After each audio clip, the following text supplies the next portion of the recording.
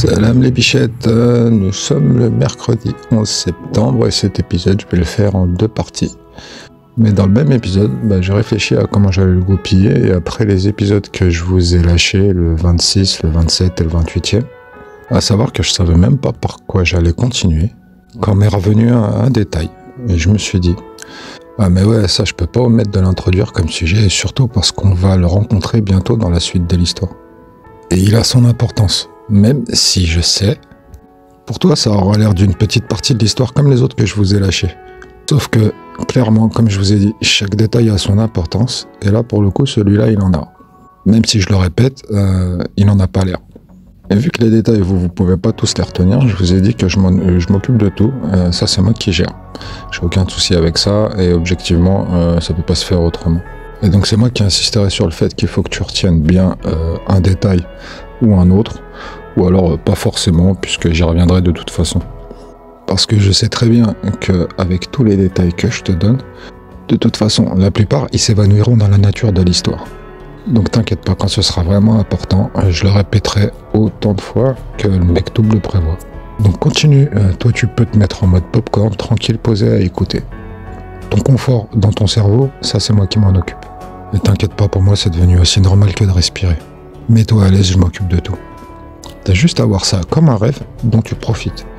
Sauf qu'il est réel, parce que moi que t'es en train d'entendre, je suis réel. Et je sais qui je suis. Et n'oublie pas, avant tout, j'ai la foi. Donc, je suis. Toi qui penses, n'oublie pas que tes pensées souvent elles sont trompeuses. Ta foi, elle vient de ton cœur, pas de ta raison. Et si ton cœur se trouve accompagné de toute ta raison, alors crois-moi sur parole, c'est jackpot. Moi je suis pas une salope, et une parole, j'en ai qu'une. Et la famille, qui vous êtes assis à la table des invités, vous en êtes témoin à l'échelle de toute une vie. Pas une seule fois, j'ai trahi ma parole. Et je dis pas que je l'ai jamais fait, parce que vous savez quoi, dans toute cette histoire, il y a une fois où il a fallu, comment je pourrais le dire, que je me parjure, que je respecte pas une parole que j'avais donnée. Et je sais, ça va vous faire chelou à entendre, mais sur le Coran que c'est la vérité. Mais sache que j'avais aucune autre solution. Quand je te dis aucune, c'est aucune. Et j'étais au bout, du dernier retranchement. Et du coup, il a fallu que, d'une certaine manière, je ne respecte pas une parole que j'avais donnée. Et un jour, je vous raconterai. Et vous savez quoi, de vous-même, vous me direz, mais attends, dans cette histoire, c'est toi qui t'es fait niquer. Donc, ta parole, même pas en rêve que tu devrais la respecter. Et moi, je te répondrai, écoute-moi bien, ça rentre pas en ligne de compte, ça. Ça, je prends pas ça en considération. Le fait est que j'ai donné ma parole, et même si je me suis fait niquer, je la respecterai. C'est comme ça. Alors toi qui me connais depuis toujours, imagine la torture que ça a été pour moi de ne pas pouvoir respecter ma parole. Et à ce stade de l'histoire, cette partie de l'histoire que je vous raconterai, Inch'Allah, on pourra l'appeler Houdini. Mais bon, c'est pas pour tout de suite, et bon, fais-moi confiance, je pourrais pas l'appeler autrement. Donc, Houdini. Bon, la première partie des deux sujets que je vais traiter est complémentaire aux épisodes reportage que je vous ai partagés, le 26, le 27 et le 28e. En y repensant, ils sont déjà prêts, mais je les ai pas encore uploadés sur la plateforme. Donc ils sont pas disponibles. Mais bon, ils sont prêts et du coup ça vous fera plein d'épisodes d'un coup. Inch'Allah, je le ferai cette nuit. Donc, il y a un sujet qui n'a pas été traité dans les épisodes reportage que je vous ai pas encore partagé. Bon, maintenant tu l'as compris. Tout simplement parce que j'ai jamais été dans ce sens-là et j'ai jamais effectué de recherche sur ce propos. Et n'ayant jamais consulté de vidéo sur ce sujet-là, forcément j'en avais aucune à vous partager. En tout cas, aucune en mémoire que j'aurais pu aller chercher et vous partager. À savoir que je pourrais très bien le faire maintenant, mais sincèrement ça m'intéresse pas. Je sais même pas si ça existe toujours, ce dont je vais te parler. Mais bon, je t'explique et je vais juste essayer de le résumer le plus simplement possible. Parce que de toute façon, j'y reviendrai pour le compléter dans le futur de l'histoire. Donc là, dans l'histoire, on est en novembre 2021. Et déjà, depuis belle lurette, et je m'intéressais au sujet complotiste. Et je m'y intéressais depuis longtemps, et ce qui m'intéressait le plus dans les débuts, c'était tous les sujets qui tournaient autour des ovnis. Et à ce sujet, il y avait une chaîne YouTube trop bien faite, qui elle s'appelait Secure Team. S-E-C-U-R-E espace Team. T-E-A-M. Je sais plus si ça existe toujours ce truc. Le logo c'était une petite tête d'alien, je me souviens bien. Ouais, carrément, c'était super bien fait. Et de fil en aiguille, au fur des années, d'autres sujets arrivent sur le billard forcément, surtout celui de l'état profond qui rentre en scène. Et sans rentrer dans le sujet parce que ça m'intéresse pas, et pour la bichette du fond de la salle que j'oublie pas, l'état profond, ça veut juste dire un état au-dessus de l'état, et donc un état au-dessus de la politique, un état qui tire toutes les ficelles, mais que l'on ne voit pas. Il est invisible et il ne dira jamais son nom. Et par exemple, quand t'entends franc-maçonnerie ou Illuminati, en général, dans les discussions complotistes, c'est fait que pour désigner l'état profond. C'est une organisation secrète qui, grosso modo, manipule le monde entier en secret, et bla, et bla, et bla. Et mon opinion là-dedans? Bon, en fait, c'est que très peu de personnes savent vraiment ce que c'est qu'un franc-maçon ou alors des Illuminati. La plupart du temps, lorsqu'on en entend parler, bah au final, c'est que de la spéculation. Et au sujet des Templiers, bah forcément, les gens, dont moi je fais partie, en savent encore moins. Et pourtant, j'ai un pote, ou plutôt, j'avais un pote à Malte. Ça fait longtemps que je l'ai pas bipé. Lui, c'est un Templier. Et avec moi, ça a toujours glissé. Et il m'a toujours respecté. Ma rencontre avec lui, je vous la raconterai. Et sur la vie de ma mère, encore une fois, c'est un vrai Matrix. Mais bon, bref, on en était à mon opinion. Et maintenant que j'y pense, je te raconte une anecdote ou deux. Ça sera plus parlant. Sur ce sujet complotiste de l'état profond qui manipule toute la planète en secret et qui, je le dis clairement, bien sûr qu'il existe. Comment veux-tu qu'il en soit autrement? Eux, c'est un système périn qui dure depuis toujours. Les politiques, eux, de leur côté, ils vont, ils viennent, ils démissionnent, ils finissent leur mandat. Faut bien qu'il y ait quelque chose au-dessus qui veille aux intérêts des castes. Mais bon, même ça, on s'en bat les couilles. Parce que même eux, qui visent à protéger les intérêts des castes. Même eux, ils savent pas dans quelle vie ils vivent. Et je suis le plus grand service que personne ne leur rendra jamais après moi. Et clairement, qu'ils n'ont jamais reçu avant moi. Cela va sans dire. Et donc moi, qui suivais tous ces discours complotistes sur plein de chaînes différentes, forcément, mon opinion, elle se faisait au fur et à mesure du temps. Mais aussi, forcément, mon opinion, elle allait aussi dans le sens du vent complotiste, qui est de se mettre à détester tous ces personnages qui sont qualifiés de puissants. Et certains de ces personnages que les complotistes, eux, ils appellent les puissants, et quand je dis eux, c'est parce qu'à mes yeux, le seul puissant qui existe, c'est Allah, personne d'autre. Mais bon, c'est comme ça que les complotistes les appellent. Et dans toutes ces discussions, il y a quelques noms qui reviennent souvent, en tout cas dans tous les périmètres complotistes, sur toutes les chaînes, quasiment t'entends parler que des mêmes personnes qui eux sont qualifiées, je te le rappelle, de puissants par les complotistes. Et moi sincèrement j'étais pas plus différent que les autres, complètement. Il y en a, je les détestais au regard de ce que je pensais avoir appris sur eux, alors que je les connaissais pas dans le fond. Mais bon, maintenant j'en viens au fait, et je tiens quand même à préciser que bon, maintenant on en est à l'épisode 29. T'as quand même dû te rendre compte que t'es tombé sur mon histoire et qu'elle a rien de commune. Et donc, si je te le précise, c'est que ce que je vais te raconter, forcément, va dans un sens qui lui n'est pas commun. Et même si par le passé, j'ai vraiment pas été trop loin, j'imagine que ton flair t'a soufflé que je te raconte une histoire qui, à ce stade, il serait normal même que tu la considères comme au minimum chelou. Et franchement, si c'est pas le cas, vérifie si t'as pas le nez dans le cul, parce que moi c'est là que je te recommanderais d'aller chercher, c'est clair et net. Et regarde aussi si tes clés de voiture n'y sont pas, on sait jamais tant que t'y es. T'as pas que j'arrête, autrement je vais pas y arriver. Et bref, dans cette histoire chelou, j'y ai fait 2 rencontres. mais les plus improbables qu'il pouvait y avoir. Et des rencontres, j'en ai fait, mais bon, là je te parle de ces deux-là. Elles étaient improbables, mais bon, moi maintenant je sais tout ce que je dois savoir, donc je sais aussi pourquoi elles sont faites ces rencontres improbables. Mais il y a un mais. Ouais, parce qu'il y a un mais. Et je vais commencer par la deuxième de ces deux personnes dont je vais te raconter la petite anecdote. C'est même pas une histoire.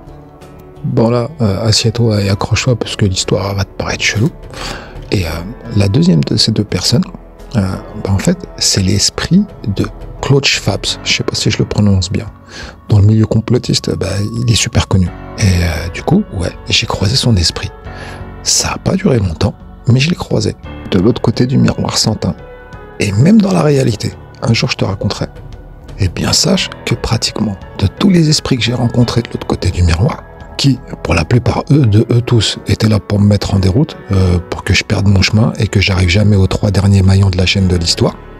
Ou alors, ils étaient tout simplement là pour me crever d'une manière dont j'aurais pas pu revenir. Parce que oui, cette manière, elle existait, mais moi, à l'époque, je pouvais pas le savoir en fait.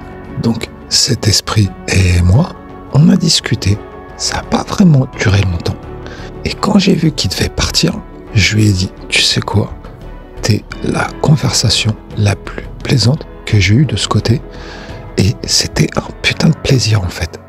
Il y avait tellement d'intelligence dans ses propos, qui pourtant étaient tout simples, hein, sur des sujets pourtant aussi tout simples, que je lui ai dit, dommage que ça doit être court parce que j'aurais bien discuté avec toi encore un peu plus longtemps. J'avais senti aucune envie de me nuire venant de sa part. C'était juste une discussion entre deux personnes qui ne se connaissaient pourtant pas, mais comme si elles se connaissaient depuis toujours.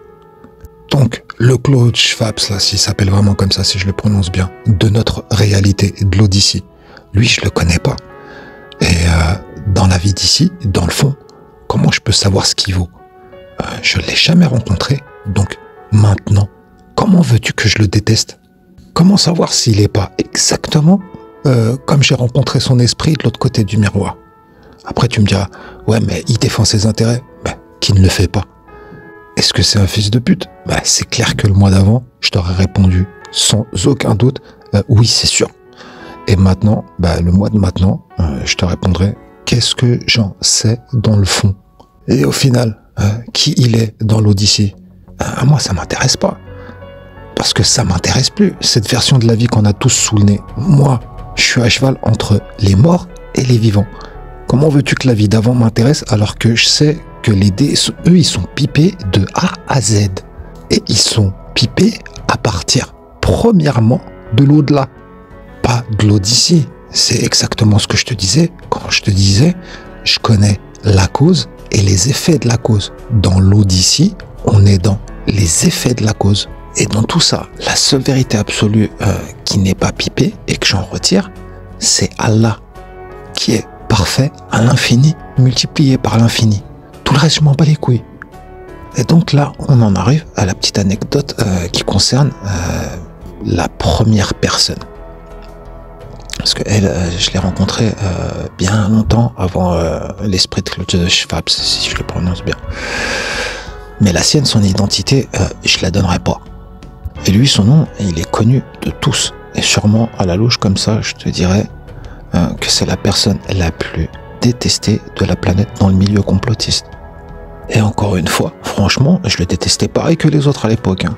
Et bien lui aussi, je l'ai croisé de l'autre côté du miroir sans teint. Seulement, là où je l'ai croisé, c'était pas en enfer. Et ce visage, au final, naturellement, je détestais au travers de toutes les discussions complotistes que j'avais suivies et de l'opinion que je m'en étais faite. Je me serais attendu à la rencontrer si je devais m'attendre à le rencontrer, puisque toutes les rencontres que j'ai faites, ça a été que des surprises. Mais bon, si on m'avait posé la question, je t'aurais dit, celui-là, forcément, je le rencontrerais en enfer. Étant donné que je le détestais, ça aurait été une présomption logique et naturelle en fait. Et là, sincèrement, l'endroit où ça se trouve, j'aimerais trop te le partager. Puisque, je sais pas, en fait, je sais pas, c'est comme ça. Je le ressens comme ça. Mais, je me suis promis de m'en tenir à une logique chronologique. Et là, déjà, je suis en train d'anticiper des histoires que chronologiquement, je suis pas censé vous raconter. Si je reste logique, bien sûr. Et donc, cet endroit, je vais le garder secret. Mais bon, je vais vous raconter la petite anecdote. Et le jour où cette anecdote se rencontrera encore une fois dans sa bonne chronologie, je vous dirai, tu te rappelles le jour où je t'ai parlé de telle entité qui en fait se résumait être telle personne que je vais te raconter là, bien sûr. Et ben c'était exactement ici que je l'ai rencontré. Donc pour le moment, c'est juste l'endroit précis où ça s'est passé qui restera un petit peu flou dans ton esprit. Mais bon, je vois pas comment je pourrais le faire autrement. Et là, tu vois, quand je te disais que je te ferais traverser toutes les dimensions de la création d'Allah, dans l'eau d'Allah, eh ben je te mentais pas. Et si je me retrouve être capable de pouvoir te les raconter, c'est que je les ai traversées, ces dimensions. Et chaque dimension contient ses propres anecdotes. Et quand je dis anecdote, c'est pas une anecdote par dimension. C'est beaucoup plus que ça.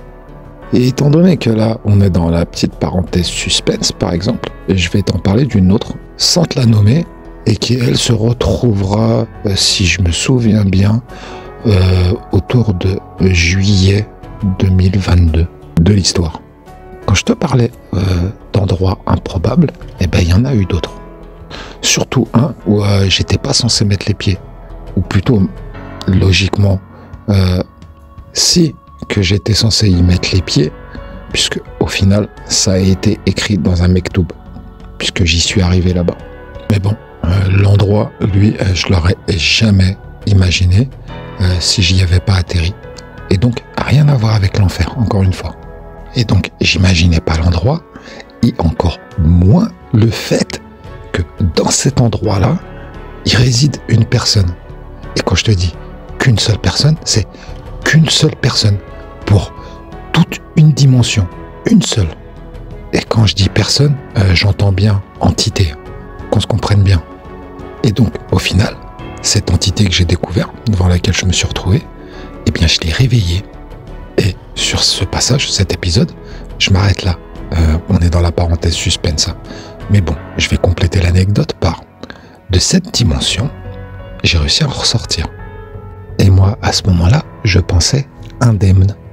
Sauf que cette entité qui a considéré que je lui ai rendu visite sans même m'annoncer et annoncer mes intentions, elle me l'a fait payer ultra cher. Cette putain de visite à l'improviste que même moi je pouvais pas prévoir.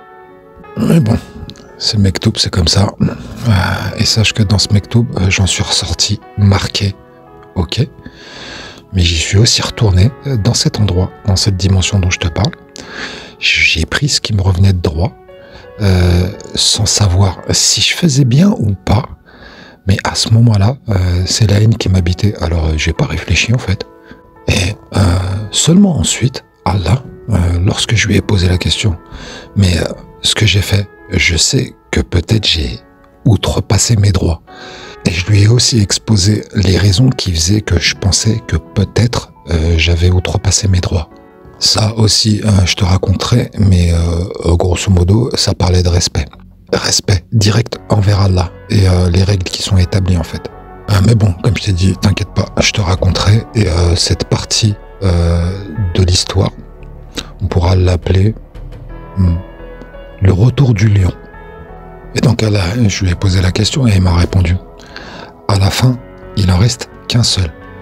Et celui qui reste parce qu'il a été chercher tout seul ce qu'il ignorait sur lui-même. Et t'as fait ce qu'il devait faire pour qu'il en reste qu'un seul.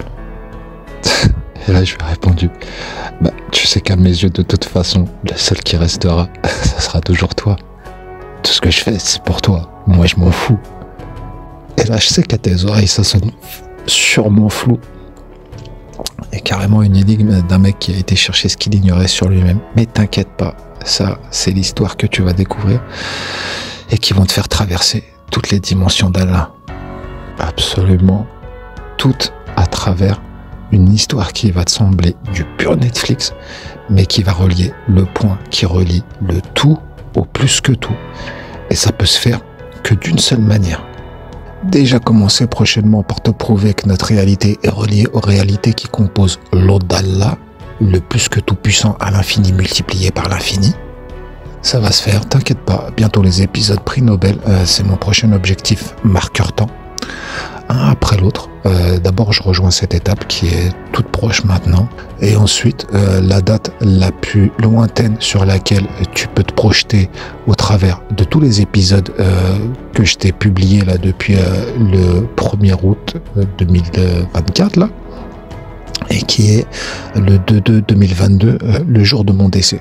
Après ça, je t'ai donné aucun élément qui puisse te permettre de te projeter grosso modo concrètement sur comme étant une vraie étape et un vrai tournant dans l'histoire. Et toi, qui peut-être atterri dans cet épisode par hasard et qui n'a pas suivi le début de l'histoire, le 2/2/2022, c'est le jour où je crève. C'est le jour où Eraim, mon meilleur ennemi, qui m'a fait crever de la pire des manières qui soit. Tout ça pour mon bien et les intérêts d'Allah.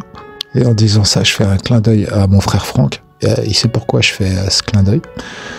T'inquiète Franck, comme je te l'ai dit, tu auras 1000 fois plus de réponses que de questions que tu es capable de te poser toi-même. Comme tout le monde d'ailleurs en fait. Bon, et là on referme la parenthèse, comment je l'ai appelé tout à l'heure, suspense. Et on en revient à cette personne que je détestais, dont je détestais le visage au travers de toutes les discussions complotistes que j'avais pu avoir et qui se retrouve être la personne la plus détestée de la planète et de la sphère complotiste. Et bien lui, lorsque je l'ai rencontré là, cet homme dont je tais le nom, et si je dis pas son nom, c'est pas par crainte, qu'on se comprenne bien, c'est juste par respect. Et même si un jour vous m'entendez donner le nom de certaines personnes connues sur la planète, il n'y en aura pas beaucoup en fait. Et c'est pas justement parce que je les respecte pas, c'est juste parce que je me sens de le faire, rien de plus. Donc il n'y a pas vraiment de règle établie là-dessus. Et cette personne, dont je connaissais déjà le visage et que j'ai rencontré dans cet endroit improbable, que j'aurais pas imaginé rencontrer là. La surprise a fait que lorsque je suis tombé sur lui devant moi, et ben forcément, je me suis mis à l'observer et le regarder dans les yeux. Et lui, face à moi, il m'observait sans rien dire. Parce que oui, clairement, il savait bien que je me posais la question. Mais toi, que je déteste depuis le premier jour où j'ai entendu parler de ton nom, qu'est-ce que tu fais là? Parce que je me répète, clairement, lui, c'est surtout pas à cet endroit que je me serais attendu à le croiser. Si bien sûr, un jour, je m'étais attendu à le croiser. Et surtout là. Et cette histoire, ça sera pas très loin après Pâques 2022 dans la chronologie de l'histoire. Donc je te raconterai tout, je te l'ai dit. Et donc là, je reviens sur la scène où on se regarde, on s'observe. Moi, surpris, et lui souriant avec un regard par contre que je connaissais. Et même son sourire. D'ailleurs, il me disait quelque chose. Et je sais pas si je te l'avais dit, mais dans l'eau d'Allah, la plupart du temps, on parle pas comme dans l'Odyssée pour communiquer. On s'échange des pensées, ça va plus vite et tu en dis beaucoup plus que les mots ne peuvent t'en dire. Parce qu'il y a le partage de pensées, mais il faut savoir aussi que ce partage de pensées, il est aussi accompagné du partage de l'émotion qui va avec. Donc on s'échange nos pensées la plupart du temps et en plus les émotions qui vont avec. Et donc après s'être bien observé et moi bien m'être posé la question, mais au final, t'es qui toi? Et qu'est-ce que tu fous là? Je suis censé te détester, donc surtout pas te trouver ici dans cet endroit que je viens de découvrir. Lui, toujours avec le même sourire figé, mais qui putain me disait sincèrement quelque chose. Parce qu'aussi, je ressentais l'émotion de ce sourire. Et là, ce que je viens de te dire, c'est exactement la représentation de la source métaphysique de l'expression « un sourire amical ». Qui là pour le coup me disait quelque chose. Mais à ce moment-là, j'ai pas tout de suite trouvé la réponse. Et pour la bichette du fond de la salle, qui peut-être n'a pas trop suivi là, n'a pas capté, je t'explique ce que je viens de te dire. Cette expression, un sourire amical, eh bien, elle a été créée pour ce jour où je rencontrerai ce sourire. Rien de plus, rien de moins. Et lui, sans que je pouvais m'y attendre, à ce moment-là, il m'a partagé une pensée. Cette pensée, c'était une scène que j'ai vécue quand j'étais gamin. Une scène au bled, j'étais avec mon oncle et il m'avait fait un cadeau. Et ce cadeau, il était symbolique. Et lorsque je l'ai revu à ce moment-là, cette scène, toute la symbolique du cadeau qu'il m'avait fait a pris son effet. Mais tant que je vais pas plus loin dans l'histoire, cette partie, tu peux pas vraiment la comprendre. Donc t'inquiète pas, ça viendra avec son temps, puisque cette scène-là, cette partie d'histoire, on y reviendra dans le temps.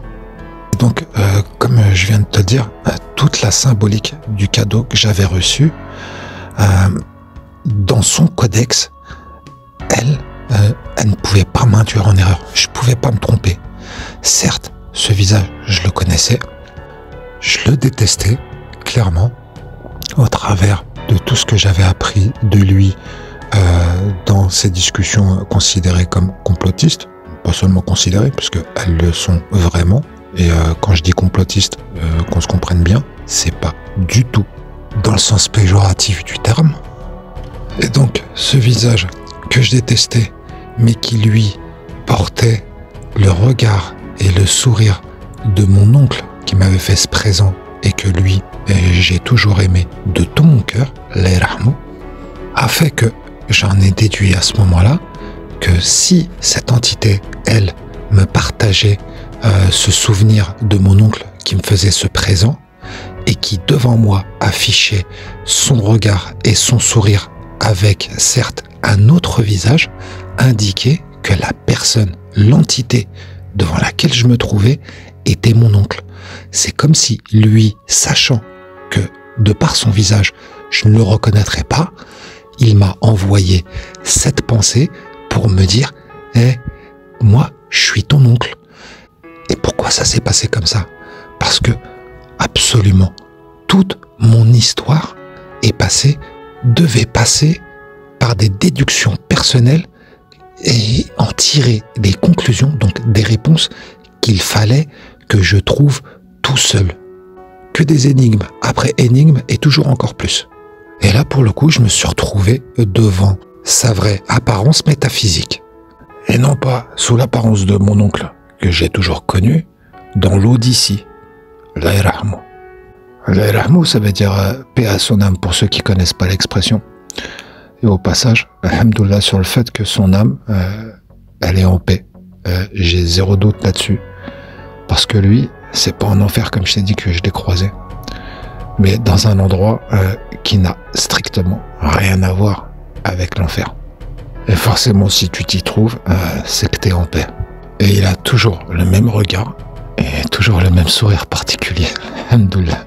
Parce que moi, je l'ai toujours aimé comme ça.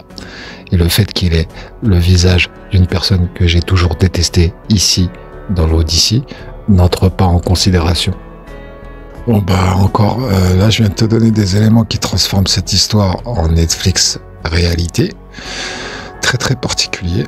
Pour ceux qui n'ont pas perdu ni leur clé ni leur nez dans leur cul, à bon entendeur, salut.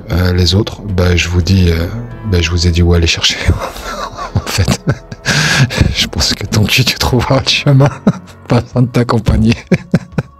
Allez, tchuss les bichettes. La suite au next épisode. La ilaha illallah. Wa ashhadu anna Muhammadan Rasulullah.